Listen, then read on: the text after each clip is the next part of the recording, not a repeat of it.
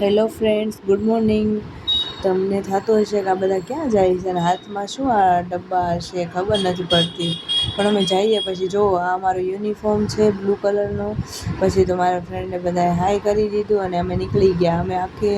અમે જતા હતા એક જગ્યાએ, જે તમને હમણાં જઈએ પછી કહું છું. અને સવારનો ટાઈમ હતો, કોઈ રસ્તા પર હતું નહીં.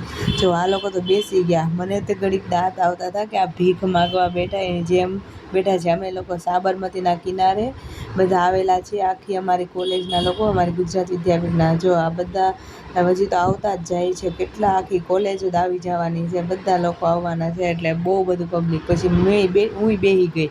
પછી મેં બેઠા જ વિડીયો ઉતારી લીધો. મારી ફ્રેન્ડ હવે કહે કે મને લઈ લે, હું હાઈ કરી દઉં. તો પછી એણે હાઈ કરી દીધું. હા, જો આખી કોલેજના લોકો આવશે એટલે આખી બહુ મોટી લાઈન છે, આખી સાબરમતીના કાંઠે કિનારે અમારે બેઠવાનું હતું. પછી ત્યાં બધા ફ્રેન્ડે હાઈ કરી દીધું. અને આ એક ફ્રેન્ડ તો જબરી ફોનમાં ગૂંચવાઈ ગઈ છે. તો આ ડબ્બામાં હતો રેટિયો, જે ગાંધીજી કાપતા હતા અને દોરો બનાવતા હતા. પછી મને એમ થયું કે લાઈને હું હવે આવ્યા છીએ તો રેટિયો કાઢી લઉં, કેમ કે અમારા જે રેટિયા બારસ કરીને એવો કંઈક તહેવાર હતો, એટલે રેટિયો કાતવાનો હતો.